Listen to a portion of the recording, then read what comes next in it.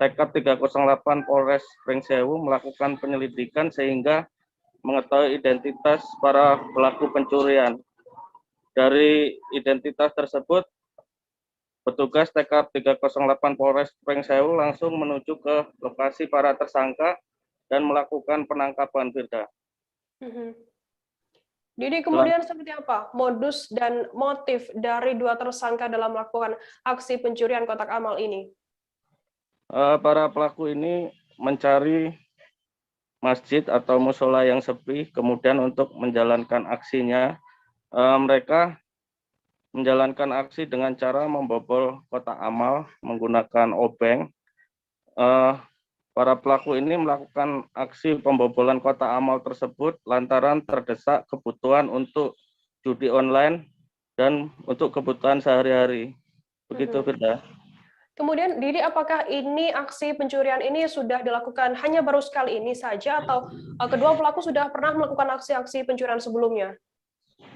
Para pelaku ini ternyata juga sebagai pelaku pencurian kotak amal di sejumlah masjid, tidak hanya di Kabupaten Pringsewu saja, melainkan juga di Kabupaten Tanggamus, di mana TKP yang berhasil dicatat oleh pihak Kepolisian Polres Pringsewu, TKP pelaku pencurian kotak amal di Kabupaten Pringsewu ini ada 5, sedangkan di Kabupaten Tanggamus ada 2 TKP. Begitu, Firda.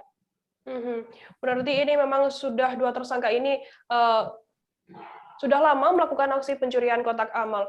Selanjutnya apa tindak lanjut dari pihak kepolisian terkait adanya kasus pencurian kotak amal ini? Atas keberhasilan penangkapan para pelaku ini, petugas kepolisian masih terus melakukan pemeriksaan secara intensif. Selain itu, petugas juga mengamankan para pelaku ke sel tahanan Mapolres Pringsewu.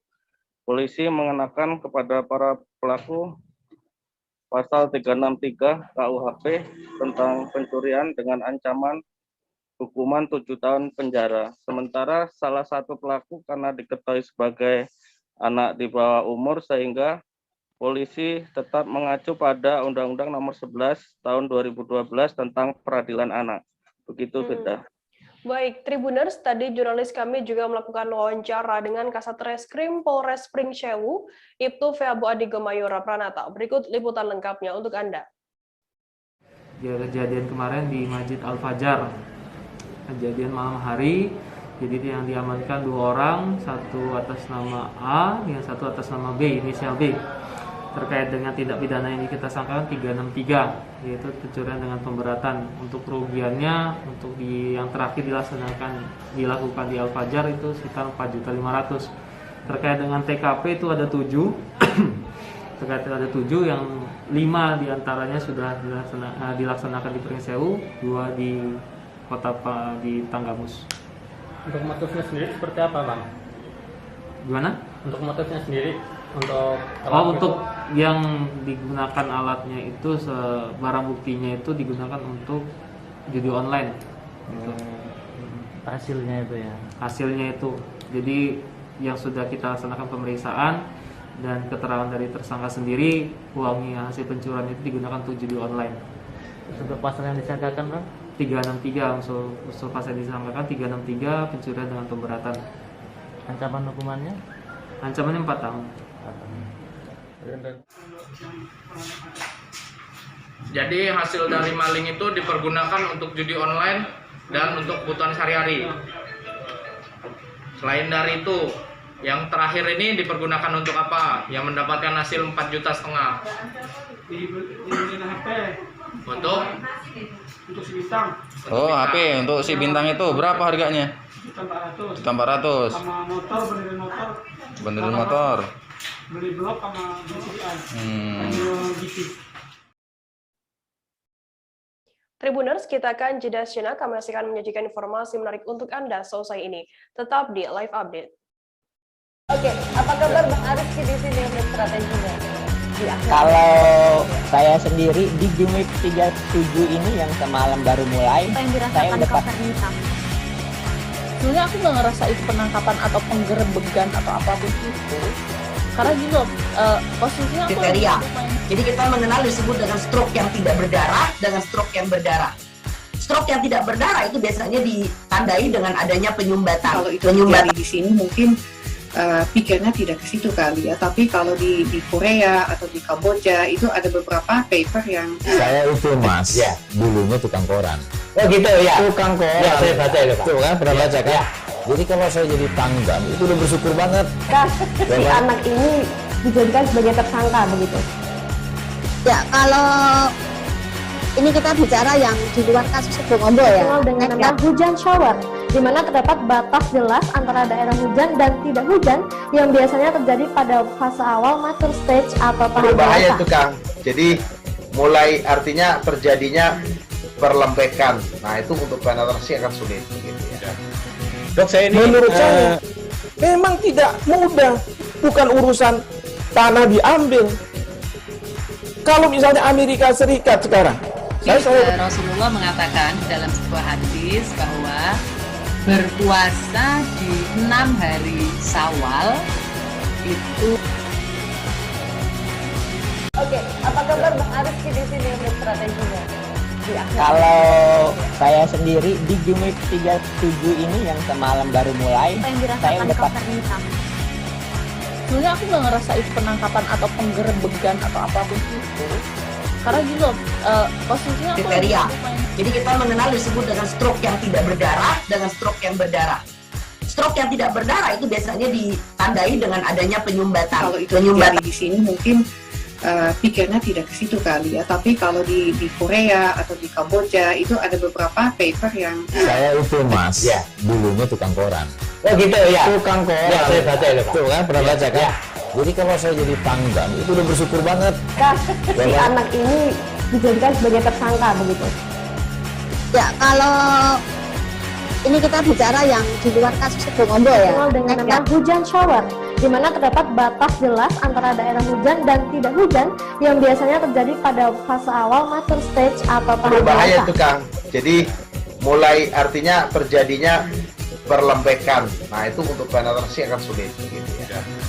Dok saya ini menurut saya memang tidak mudah, bukan urusan tanah diambil.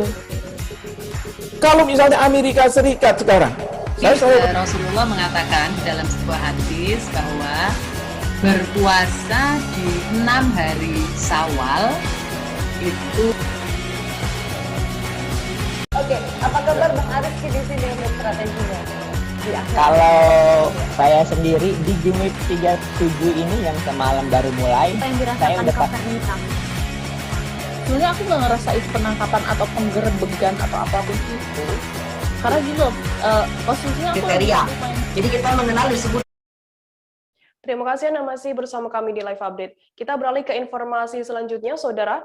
Kejaksaan Negeri Ambon memusnahkan barang bukti berupa 334 paket narkotika Kamis 26 Agustus 2021 siang. Barang bukti itu berupa 81 paket sabu, ganja, serta pakaian dan lain sebagainya. Kejari Ambon, Dian Fritz Nale mengatakan ratusan barang bukti itu dari perkara tindak pidana umum dan telah dinyatakan untuk dimusnahkan.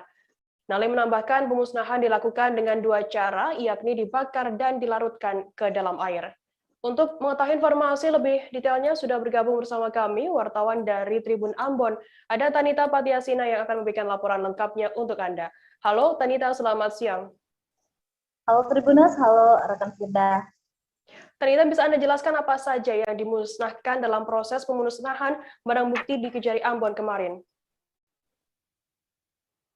Baik Firda, jadi Tribuners, kemarin hari Kamis 26 Agustus 2021 Kejaksaan Negeri Ambon memusnahkan barang bukti dari perkara tindak pidana umum sebanyak 334 paket narkotika yang terdiri dari 81 paket sabu dan 253 ganja. Selain narkotika dan juga barang bukti seperti pakaian, handphone juga ikut dimusnahkan dalam proses pemusnahan tersebut. Demikian tidak. Tanita, bisa Anda jelaskan bagaimana kemarin jalannya pemusnahan yang memusnahkan paket barang bukti tersebut? Ya, jadi proses pemusnahan ini dan lagi itu juga dihadiri oleh Kejaksaan Negeri pastinya, kemudian juga kepolisian Polda Maluku, ada BNN, masuk ikut hadir, BPOM dan Dinas Kesehatan Kota Ambon juga menghadiri, dan proses pemusnahan ini dilakukan dengan 2 cara ya. Jadi yang pertama itu untuk pakaian dan paketan, karena memang di perkara ini banyak sekali perkara yang modusnya melalui pengiriman online, jadi ada paket-paketan gitu. Itu caranya dibakar, pakaian juga dibakar. Kemudian untuk gawai handphone itu dimusnahkan dengan cara dipukul pakai palu ya. Sedangkan untuk narkotika memang tidak bisa dilakukan dengan cara demikian, akan dihancurkan, dimusnahkan menggunakan dilakukan dengan cara dicampur dengan campuran air dan semen. Tanita, kemudian bisa Anda jelaskan dari perkara yang kemarin barang buktinya dimusnahkan, putusan paling tinggi berapa lama, Tanita? Baik, untuk perkara ini barang bukti yang dimusnahkan kemarin itu dari perkara tahun 2020 sampai 2021, kurang lebih 1 tahun. Dan kebanyakan itu berdasarkan perkara kebanyakan penjual dan pengedar. Dan paling tinggi itu dikenakan oleh Kajari Ambon, itu paling tinggi 18 tahun putusannya dan 17 tahun yang paling tinggi sekarang. Baik, Tribuners, tadi jurnalis kami juga sempat melakukan wawancara dengan Kepala Kejaksaan Negeri Ambon, Dian Fritz Nale, terkait hal ini. Berikut liputan lengkapnya untuk Anda. Barang bukti yang telah mempunyai kekuatan hukum tetap, dan barang bukti tersebut adalah barang bukti dalam perkara tindak pidana umum. Antara lain, sabu-sabu sebanyak 81 paket, ganja sebanyak 253 paket, dan barang bukti lain adalah baju kaos, HP Samsung, HP Ponco, HP Oppo, dan berbagai jenis barang yang terlampir dalam berita acara. Nanti barang-barang bukti tersebut akan dilakukan pemusnahan dengan cara sebagian ada juga dibakar, ada juga dilakukan pemusnahan dengan menggunakan air. Nanti teknis pelaksanaannya kami serahkan kepada kasih barang bukti. Demikian mungkin penyampaian kami, dan sekali lagi kami mengucapkan terima kasih atas kehadiran Bapak-Bapak sekalian. Majelis Hakim Pengadilan Negeri ID Aceh Timur menjatuhkan hukuman pidana mati terhadap Rusu alias Maili, 43 tahun, terdakwa dalam kasus tindak pidana narkotika dengan barang bukti sabu-sabu sebanyak 48 kg. Maili merupakan warga desa Nailung, Kecamatan Julok, Aceh Timur. Putusan ini sesuai dengan tuntutan JPU yang sebelumnya menuntut terdakwa dengan hukuman pidana mati. Vonis itu dijatuhkan dalam sidang pembacaan putusan yang berlangsung di Pengadilan Negeri ID Aceh Timur pada Kamis 26 Agustus kemarin. Terdakwa melanggar pasal 114 ayat 2 Jangto pasal 132 ayat 2 Undang-Undang RI nomor 235 tahun 2009 tentang narkotika. Lalu didakwa lagi dengan pasal 1 ayat 1 Undang-Undang Darurat nomor 12 tahun 1961 tentang kepemilikan senjata api. Terkait informasi lebih lengkapnya akan disampaikan oleh rekan wartawan kami dari Surambi News Indonesia, ada Seni Hendri yang saat ini sudah tersambung bersama kami. Halo Seni. Halo Mbak. Seni, bisa Anda jelaskan bagaimana hasil sidang pembacaan putusan terhadap terdakwa kasus narkotika dengan barang bukti sabu seberat 48 kg ini di Aceh?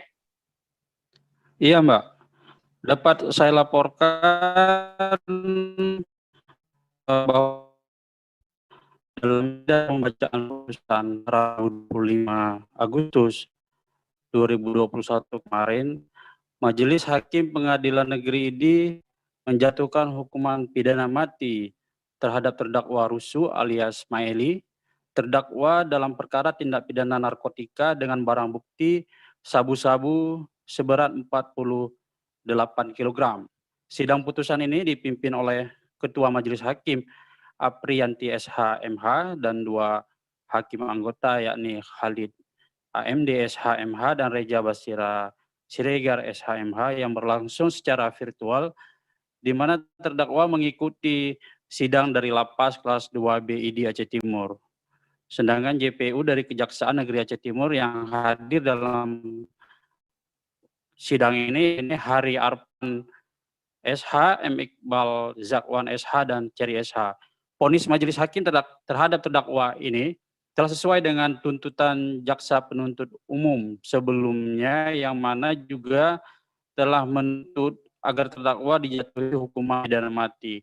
Lalu atas putusan ini, terdakwa menyatakan sikap pikir-pikir, begitu juga para JPU menyatakan sikap pikir-pikir selama 7 hari ke depan pasca putusan untuk menentukan sikap selanjutnya, apakah menerima putusan ini atau melakukan upaya hukum lainnya. Demikian, Mbak.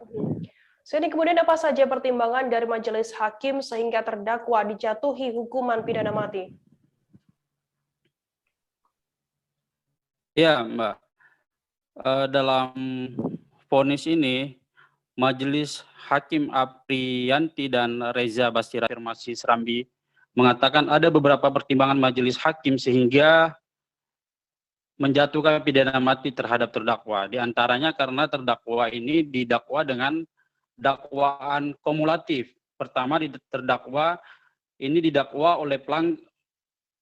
melanggar pasal 114 ayat 2 Jo, pasal 132 ayat 2 Undang-Undang RI nomor 35 tahun 2009 tentang narkotika.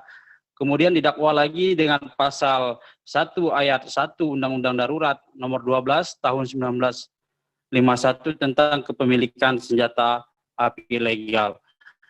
Lalu berdasarkan fakta-fakta di persidangan, majelis hakim menilai terdakwa ini terbukti secara sah dan meyakinkan bersalah melakukan tindak pidana tanpa hak melakukan pemufakatan jahat dan untuk menerima dan menyerahkan narkotika golongan 1 yang beratnya lebih dari 5 gram.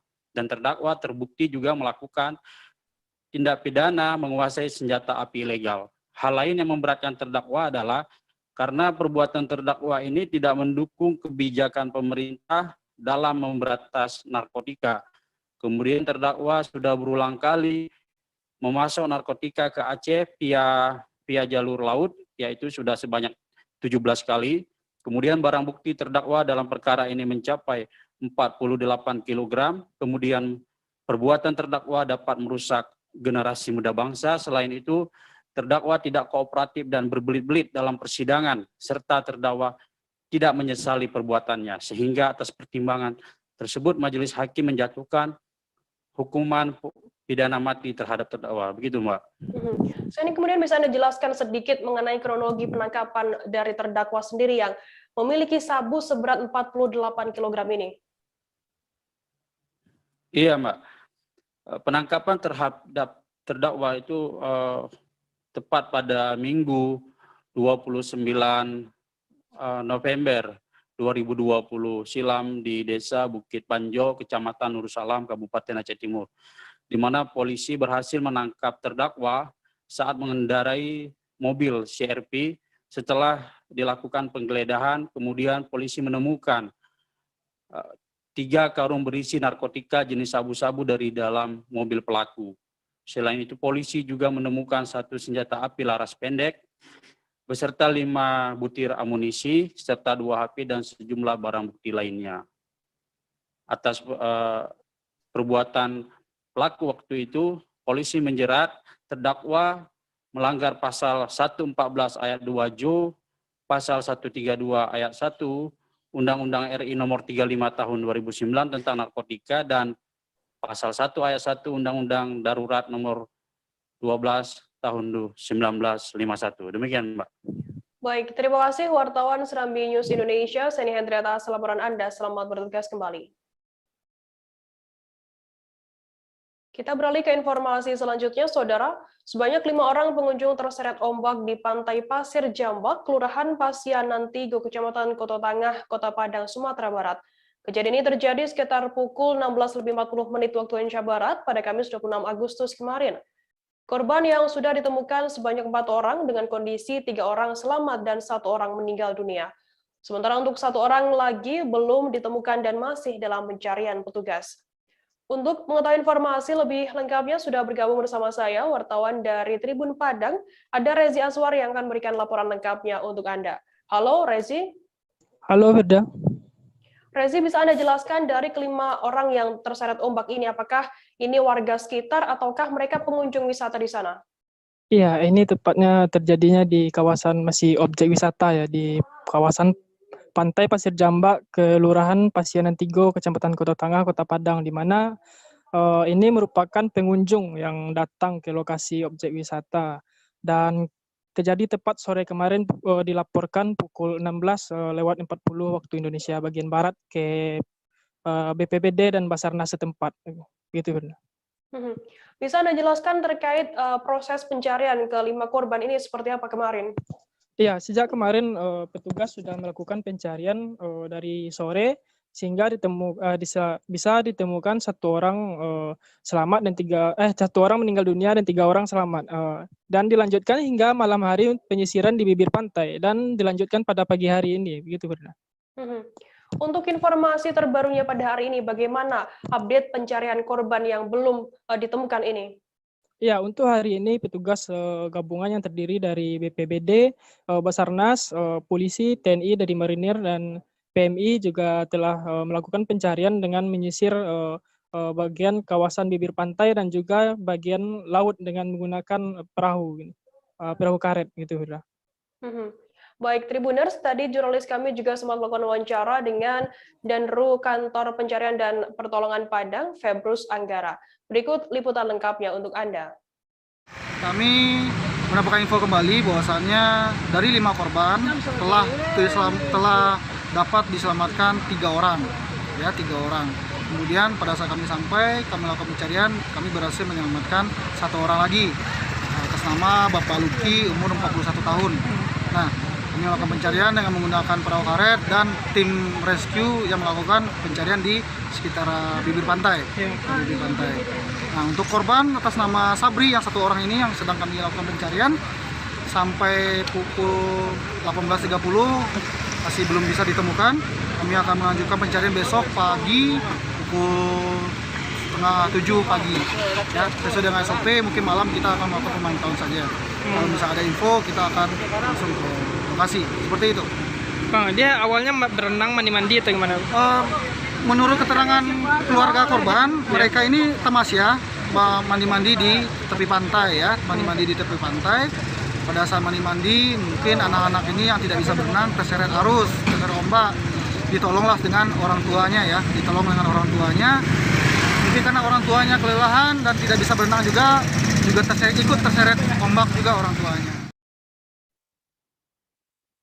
Wakil Bupati Pelalawan melakukan sidak lantaran masih ada karyawan positif COVID-19 yang masih keluyuran. Informasi lengkapnya akan kami hadirkan untuk Anda seusai jeda. Tetap di Live Update. Oke, apa kabar Bang Arifki di sini untuk strateginya? Kalau saya sendiri di Gumip 37 ini yang semalam baru mulai, Apa yang saya dirasakan udah Kak Fernita? Sebenarnya aku nggak ngerasa itu penangkapan atau penggerebegan atau apapun itu. Karena gini loh, posisinya aku kriteria. Jadi kita mengenal disebut dengan stroke yang tidak berdarah dengan stroke yang berdarah. Stroke yang tidak berdarah itu biasanya ditandai dengan adanya penyumbatan. Kalau itu terjadi di sini mungkin pikirnya tidak ke situ kali ya, tapi kalau di Korea atau di Kamboja itu ada beberapa paper yang Saya itu Mas, Ya. dulunya tukang koran. Oh gitu ya. Tukang koran. Ya, saya baca itu, Pak. Tuh kan, pernah baca kan? Jadi kalau saya jadi tanggam, itu udah bersyukur banget. Si anak ini dijadikan sebagai tersangka begitu. Ya, kalau ini kita bicara yang di luar kasus Sebongombo ya. Dikenal dengan nama hujan shower, di mana terdapat batas jelas antara daerah hujan dan tidak hujan yang biasanya terjadi pada fase awal mature stage atau tahap Berbahaya dewasa. itu Kang. Jadi mulai artinya terjadinya perlembekan. Nah itu untuk penetrasi akan sulit. Gitu ya. Dok, saya ini menurut saya memang tidak mudah, bukan urusan tanah diambil. Kalau misalnya Amerika Serikat sekarang, Terima kasih Anda masih bersama kami di Live Update. Kita beralih ke informasi selanjutnya, Saudara. Wakil Bupati Wabub Pahlawan Mas Dasarudin melakukan inspeksi mendadak ke PT Makmur Andalan Sawit atau MAS di Desa Dusun Tua, Kecamatan Pangkalan Lesung kemarin. Sidak Wabub Nasarudin ini dilakukan menyusul informasi 2 karyawan PT MAS yang sempat keluyuran, padahal statusnya terkonfirmasi positif COVID-19. Pekerja yang seharusnya diisolasi di ruangan isolasi COVID-19 perusahaan malah kelayapan di rumah keluarganya. Tentu hal ini bisa membahayakan warga dan bisa menularkan virus COVID ke orang lain. Dalam sidaknya kali ini Nasarudin mendapati tidak ada wadah pencuci tangan di depan kantor PT MAS, hanya ada di pos security saja. Setelah berdialog dengan manajemen perusahaan, Nasaruddin menyambangi ruang isolasi terpadu atau isoter COVID-19 milik perusahaan yang beberapa hari lalu menjadi persoalan. Tempat cuci tangan juga tidak terlihat di sekitar ruang isoter tersebut. Bahkan lokasinya berdekatan dengan perumahan karyawan lainnya. Terkait informasi mengenai hal ini akan disampaikan oleh rekan wartawan kami dari Tribun Pekanbaru, ada Yohanes Tanjung yang saat ini sudah tersambung bersama kami. Halo Yohanes. Baik, Firda. Yohanes, bisa Anda ceritakan bagaimana awal mula diketahuinya karyawan yang positif COVID-19 ini keluyuran? Baik, Firda. Awal mula kasus karyawan yang keluyuran ini berawal ketika Satgas COVID-19 Pelalawan melaksanakan razia prokes serta melakukan swab di tempat beberapa hari yang lalu. Ternyata ada 2 orang karyawan dari PT Mas yang dinyatakan positif COVID-19. Ketika itu petugas kesehatan membawa mereka ke puskesmas terdekat untuk diamankan sementara menunggu jemputan dari perusahaan tersebut. Namun akhirnya perusahaan tidak kunjung menjemput mereka dan mereka pun pulang ke rumah keluarganya. Hal ini menjadi sorotan dari Satgas COVID-19 Kabupaten Pelalawan dan juga Kecamatan Pangkalesung untuk melakukan tracing dan testing. Akhirnya mereka dibawa ke ruang isolasi milik perusahaan. Ketika dilakukan tracing dan testing, ternyata ada 1 lagi karyawan yang dinyatakan positif COVID-19. Artinya ada 3 yang telah dinyatakan positif COVID-19. Hal inilah yang menjadi dan menyedot perhatian dari Wakil Bupati Pelalawan, Bapak Nasaruddin, untuk melakukan peninjauan terhadap ruang isolasi milik perusahaan.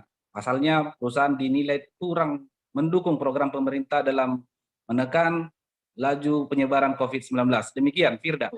Yohanes, bisa Anda jelaskan apa saja yang didapati oleh Wakil Bupati Pelalawan saat melakukan sidak di perusahaan tersebut?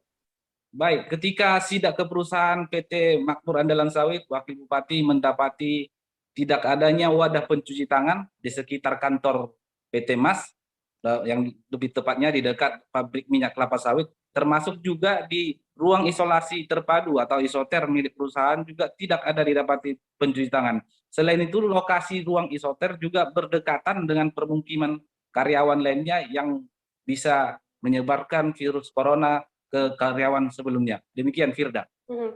So, saya mendapati adanya beberapa persoalan di sana. Apakah kemudian Wabub ini memberikan teguran kepada perusahaan? Baik. Wakil Bupati memberikan teguran secara lisan kepada manajemen perusahaan untuk tetap mendukung pemerintah dalam menekan laju penyebaran COVID-19 khususnya di Kabupaten Pelalawan. Beberapa bulan yang lalu juga semua perusahaan swasta yang ada di Kabupaten Pelalawan sudah menandatangani MOU dan komitmen untuk membantu dan mendukung pemerintah dalam melawan pandemi COVID-19. Demikian, Firda. Baik, Tribuners, tadi jurnalis kami juga sempat melakukan wawancara dengan Wakil Bupati Pelalawan, Nasaruddin. Berikut liputan lengkapnya untuk Anda. Ini kan kita mau memastikan PT Mas ini kan katanya ada ruang isolasinya mengenai COVID.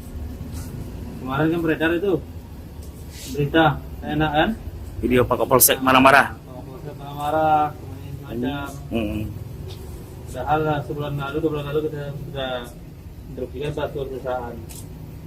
Jadi kita nanti memastikan lagi bahwa ikutsertaan perusahaan ini terhadap COVID ini betul-betul dijaga betul. Apalagi karyawan yang kena kan.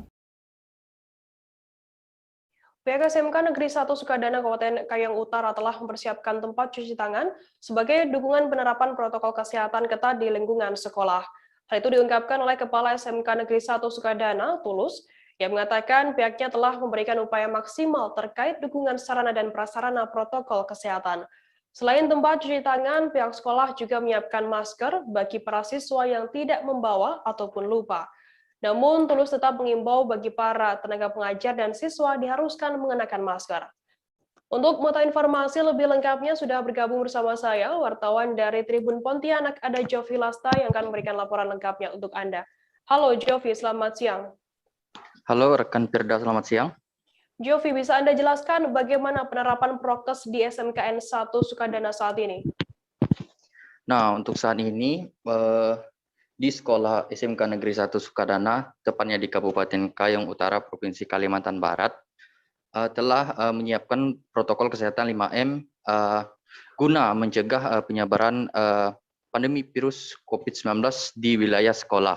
Nah, untuk itu, berdasarkan keterangan yang saya himpun dari Kepala Sekolah SMK Negeri 1 Sukadana, yaitu Bapak Tulus, beliau telah mempersiapkan sebanyak 36 unit tempat cuci tangan guna mempersiapkan sedini mungkin, baik itu dalam penerapan protokol kesehatan untuk siswa-siswi yang datang dan masuk ke sekolah.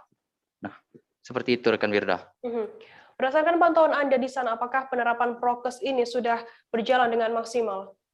Nah, berdasarkan informasi yang dihimpun oleh Tribun Pontianak, bahwa protokol kesehatan yang sudah dijalankan oleh pihak sekolah tersebut sudah maksimal.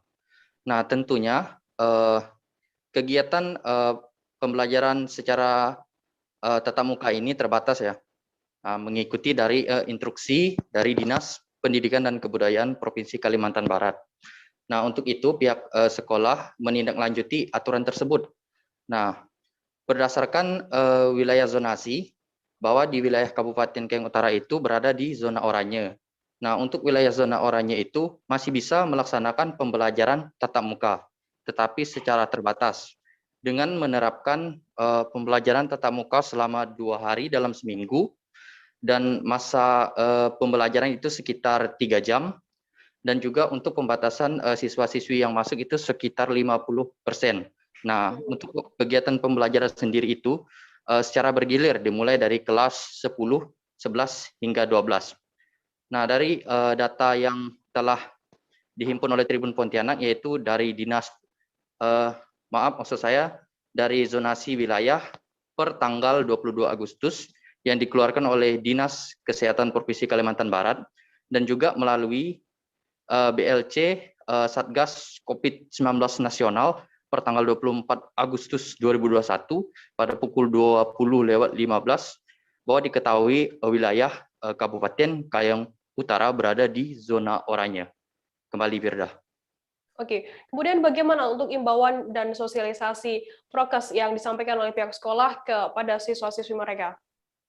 Nah, untuk himbauannya sendiri, sebelum siswa memasuki sekolah tentunya telah dihimbau melalui media sosial, melalui aplikasi yaitu dari WA sebelum mereka datang ke sekolah, dan juga pihak sekolah telah menyediakan baliho di depan sekolah sendiri untuk penerapan protokol kesehatannya sendiri. Nah, ketika mereka masuk ke dalam kelas, tentunya dihimbau dulu dan diharuskan untuk melalui penerapan protokol kesehatan seperti mencuci tangan dulu, mencuci tangan terlebih dahulu, dan juga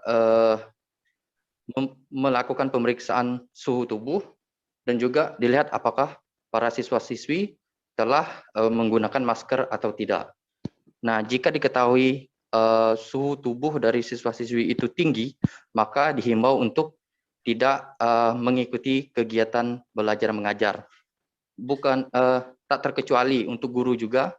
Dari informasi yang saya dapat, bahwa Bapak Tulus menginformasikan juga kepada setiap tenaga pengajar maupun staf, dan juga sampai ke bagian terbawah apabila apabila seseorang tersebut mengalami sakit ringan yang juga disinyalir seperti demam, sakit kepala, sakit tenggorokan, dan lain sebagainya, maka para tenaga pendidik dan juga para staf-staf sekolah dihimbau untuk tidak datang ke sekolah.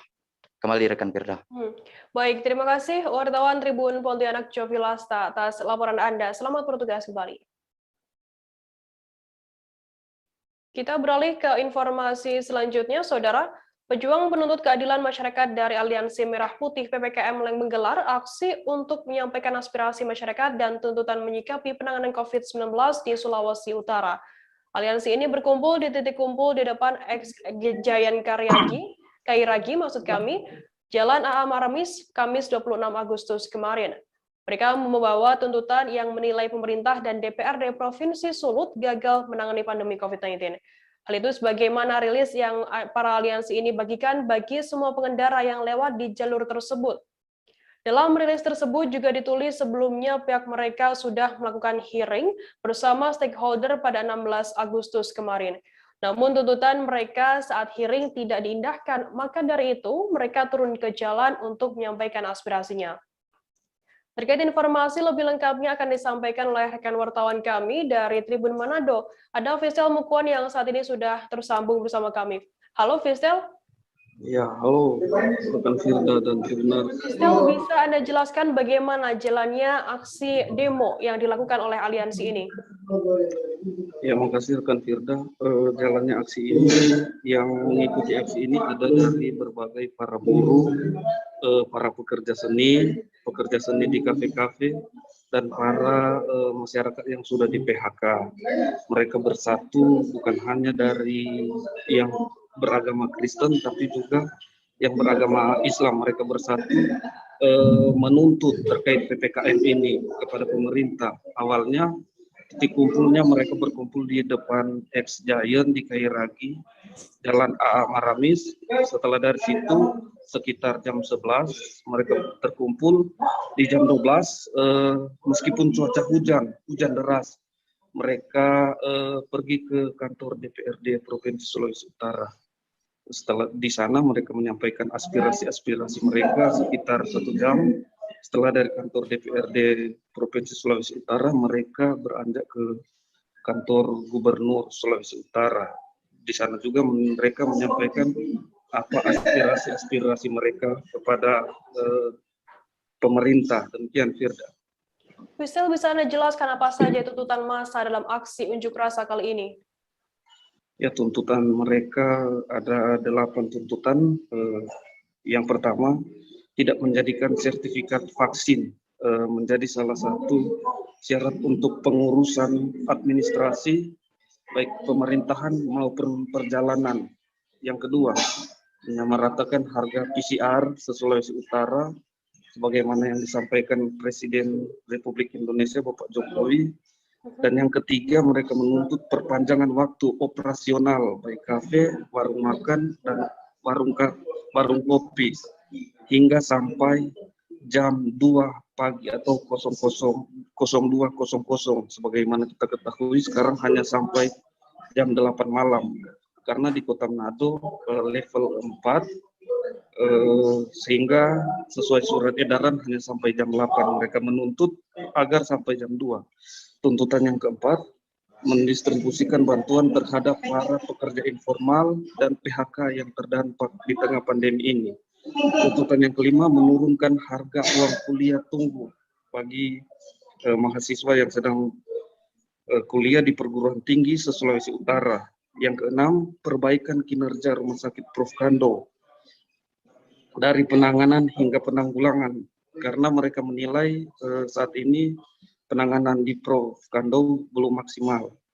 Yang ketujuh, mereka menuntut Kapolda Sulut untuk lebih serius menangani problem keamanan selama pemberlakuan PPKM. Yang ke-8, mereka menuntut memberhentikan bukti pemeriksaan tes PCR di daerah Kepulauan Sangihe dan Talaut dan sekitarnya untuk perjalanan keluar daerah. Demikian, Firda, untuk 8 tuntutan dari masa aksi tersebut. Fistel, lantas bagaimana untuk tanggapan dari pihak terkait seusai adanya aksi unjuk rasa ini? Apakah sudah ada tanggapan dari mereka? Sampai saat ini dari pemerintah DPRD provinsi maupun pemerintah provinsi belum ada tanggapan, sehingga dari para aksi massa ini menuntut jika memang belum ada tanggapan, mereka masih akan melakukannya terus-menerus hingga 4 kali. Karena yang mereka lakukan saat ini baru level pertama. Mereka menjanjikan jika belum ada tanggapan dari pemerintah, mereka akan kembali dengan level kedua, yang 2 kali lipat lebih banyak dari yang mereka lakukan saat ini. Jika belum, mereka akan melakukan lagi yang ketiga hingga keempat sesuai level saat ini yang akan mereka lakukan. Demikian, Firda. Baik, terima kasih wartawan Tribun Manado, Fistel Mukuan, atas laporan Anda. Selamat bertugas kembali. Tribuners, seusai jeda kami akan kembali dengan informasi menarik lainnya. Tetap di Live Update. apa kabar Bang Ariski di sini untuk strateginya? Kalau saya sendiri di game week 37 ini yang semalam baru mulai, Apa yang saya dirasakan udah Kak Fernita? Sebenarnya aku nggak ngerasa itu penangkapan atau penggerebegan atau apapun itu. Karena gini loh, posisinya aku lagi Kriteria. main. Jadi kita mengenal disebut dengan stroke yang tidak berdarah dengan stroke yang berdarah. Stroke yang tidak berdarah itu biasanya ditandai dengan adanya penyumbatan. Kalau itu terjadi di sini mungkin pikirnya tidak ke situ kali ya, tapi kalau di Korea atau di Kamboja itu ada beberapa paper yang Saya itu mas, dulunya tukang koran. Oh gitu ya. Tukang koran. Ya, saya baca itu Pak. Tuh kan pernah baca kan? Jadi kalau saya jadi tanggam itu udah bersyukur banget. Si anak ini dijadikan sebagai tersangka begitu. Ya, kalau ini kita bicara yang di luar kasus Sebongombo ya. Dengan nama hujan shower, di mana terdapat batas jelas antara daerah hujan dan tidak hujan yang biasanya terjadi pada fase awal mature stage atau tahap Berbahaya dewasa. itu Kang. Jadi mulai artinya terjadinya perlembekan. Nah itu untuk penetrasi akan sulit. Gitu ya.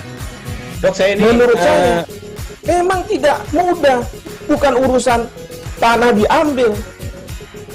Kalau misalnya Amerika Serikat sekarang, Rasulullah mengatakan dalam sebuah hadis bahwa berpuasa di 6 hari Syawal itu. Oke, apa kabar Bang Ariski di sini untuk strateginya? Kalau saya sendiri di game week 37 ini yang semalam baru mulai, Apa yang saya dirasakan udah Kak Fernita? Sebenarnya aku nggak ngerasa itu penangkapan atau penggerebegan atau apapun itu. Karena gini loh, posisinya aku lagi Kriteria. main. Jadi kita mengenal disebut dengan stroke yang tidak berdarah dengan stroke yang berdarah. Stroke yang tidak berdarah itu biasanya ditandai dengan adanya penyumbatan. kalau itu terjadi di sini mungkin pikirnya tidak ke situ kali ya, tapi kalau di Korea atau di Kamboja itu ada beberapa paper yang Saya itu mas, dulunya tukang koran. Oh gitu ya. Tukang koran. Ya, saya baca itu Pak. Tuh kan pernah baca kan? Jadi kalau saya jadi tanggam itu udah bersyukur banget. Si anak ini dijadikan sebagai tersangka begitu. Ya, kalau ini kita bicara yang di luar kasus Sebongombo ya. Dengan nama hujan shower, di mana terdapat batas jelas antara daerah hujan dan tidak hujan yang biasanya terjadi pada fase awal mature stage atau tahap Berbahaya dewasa. itu Kang. Jadi mulai artinya terjadinya perlembekan. Nah itu untuk penetrasi akan sulit. Gitu ya. Dok, saya ini menurut saya memang tidak mudah, bukan urusan tanah diambil. Kalau misalnya Amerika Serikat sekarang, Rasulullah mengatakan dalam sebuah hadis bahwa berpuasa di 6 hari Syawal itu. Oke, apa kabar Bang Ariski di sini untuk strateginya? Kalau saya sendiri di game week 37 ini yang semalam baru mulai, Apa yang saya dirasakan udah Kak Fernita? Sebenarnya aku nggak ngerasa itu penangkapan atau penggerebegan atau apapun itu. Karena gini loh, Masih bersama saya, Firdanana di Live Update. Kita beralih ke informasi selanjutnya, Saudara. Warga Kecamatan Selayar, Kabupaten Lingga, Provinsi Kepulauan Riau mendapat sensasi berbeda saat menerima vaksin COVID-19. Pasalnya penerimaan suntik vaksin tersebut berada di tengah laut perairan Lingga, tepatnya di atas KRI Semarang 594 yang biasanya warga hanya mendapatkannya di fasilitas kesehatan atau fasilitas umum. Vaksinasi tersebut merupakan bagian giat Lanal Dabu Singkep yang digelar di atas KRI Semarang 594 yang berlabuh di perairan Lingga. Kegiatan yang dimulai sekitar pukul 9 pagi itu diikuti oleh ratusan warga Kecamatan Selayar yang dijemput menggunakan kapal LCU milik TNI Angkatan Laut. Sebelum diberangkatkan, ratusan warga tersebut melakukan swab gratis oleh pihak TNI Angkatan Laut. Adapun vaksinator sendiri merupakan para tenaga kesehatan dari Puskesmas Penuba yang diterjunkan setidaknya ada 12 orang maksud kami. Terkait informasi lebih lengkapnya akan disampaikan oleh rekan wartawan kami dari Tribun Batam, ada Febri Yuanda yang saat ini sudah tersambung bersama kami. Halo Febri. Ya, halo Firda. Febri, bisa Anda jelaskan bagaimana proses perjalanan warga Selayar ini menuju KRI Semarang hingga dilakukan penyuntikan vaksin COVID-19? Ya baik, terima kasih Kang Firda. Perlu saya sampaikan bahwa untuk proses perjalanan sendiri ya, untuk ke KRI Semarang tidak terlalu makan waktu yang begitu lama ya. Sekira 5 hingga 10 menit para warga yang bertitik kumpul di Desa Penuba, tepatnya di Pelabuhan Desa Penuba ini bisa sampai ya dengan menggunakan kapal LSU dari TNI Angkatan Laut sendiri. Jadi kepada ratusan warga itu diberangkatkan secara bertahap ya. Sekiranya ada 3 tahapan ya, dari pagi hingga sore ya. Jadi mulai pukul 9 ya atau pukul 8 para warga ini sudah diberangkat ya dari titik kumpul Desa Penuba atau Pelabuhan Desa Penuba, yang sebelumnya para warga ini harus dilakukan swab dulu ya dengan hasil yang negatif, terangan negatif, sehingga baru diperbolehkan untuk berangkat ke KRI Semarang. Jadi untuk beberapa warga ini tidak hanya para masyarakat umum, juga ada lansia, juga ada para pelajar yang mereka baru pulang sekolah untuk bisa mengikuti vaksinasi ini. Ya, ketika mereka sudah sampai di KRI Semarang sendiri, nanti sudah diarahkan ya dari pihak TNI Angkatan Laut yang berada di atas KRI Semarang sendiri untuk melakukan pendaftaran dan juga untuk dilakukan vaksinasi sendiri ya, untuk berhenti sejenak karena memang saat itu dalam proses perjalanan itu ombak sangat kuat di sana ya, jadi mereka perlu beristirahat sebentar. Ada beberapa orang yang juga mabuk, tapi itu tidak menjadi masalah ya bagi semua orang. Jadi selain vaksinasi itu juga mereka juga para ratusan warga ini diberi bingkisan yang berupa paket sembako ya dari wilayah kerja Lanal Dabu Singkep ini. Gitu tidak. Kemudian Febri, berapa lama kegiatan tersebut berlangsung dan apa kesan warga yang sudah disuntik vaksin di sana? Ya, kalau untuk kegiatan ini dari pagi hingga sore ya, karena pertama itu untuk penjemputan warga itu dari nakes dulu ya, nakes dari UPT Puskesmas Penuba yang dijemput bersama kami, dan itu sekira pukul 8, dan berapa lamanya itu dari informasi yang saya peroleh dari nakesnya sendiri, mereka sekira pukul 5 itu mereka sudah berhenti beraktivitas dan pulang ke rumah itu sudah pukul 6. Nah, untuk kesannya sendiri itu nampak ya dari raut wajah para warga ini begitu antusias dan senang ya ketika berada di atas KRI Semarang itu, karena mereka ya sensasinya sangat berbeda di situ. Apalagi para pelajar, mereka menggunakan momentum itu dengan berfoto bersama prajurit TNI Angkatan Laut di sana. Juga tampak ya untuk dari kesan warga sendiri yang berdasarkan wawancara saya bahwa mereka seperti berpetualang, seperti sensasinya seperti mereka pergi perang. Namun itulah yang membuat antusias mereka sangat besar ya, karena memang 200 hingga 300-an orang yang tiba di sana. Gitu kan. Febri, kemudian bagaimana untuk respon dari pihak Kecamatan Selayar sendiri dengan adanya kegiatan vaksinasi di KRI Semarang ini? Kalau untuk respon dari pihak Kecamatan Selayar sendiri, khususnya dari camatnya sendiri, itu sangat bersyukur ya, karena antusias warganya itu begitu besar ya, baik itu lansia, baik itu muda, warga umum ataupun para pelajar ini sangat menikmati ya vaksinasi di KRI Semarang itu. Terlebih lagi mereka disuguhi dengan keramahan tamah dari para prajurit TNI di sini. Jadi untuk camat sendiri itu beliau juga mengucapkan terima kasih ya kepada Lanal Dabu Singkep ya, yang telah menggelar kegiatan ini ya di KRI Semarang ini, sehingga para warga ini bisa merasakan ya yang memang belum pernah dirasakan untuk naik di KRI Semarang dan diberikan bingkisan sembako dan bisa juga berfoto-foto ya untuk mengambil momen ya untuk dijadikan kenangan. Baik, Tribuners, tadi jurnalis kami juga melakukan wawancara dengan Puji dan Gabriel, peserta vaksin KRI Semarang yang dari pelajar, kemudian ada warga Selayar bernama Ramli. Berikut liputan lengkapnya untuk Anda. Takut tapi seru, nah. Macam ada petualang gitu. Dari sekolah langsung ke sini. Dan ke kapal. Tahu tak sebelumnya KRI ini seperti apa kapal? Tahu dari mana?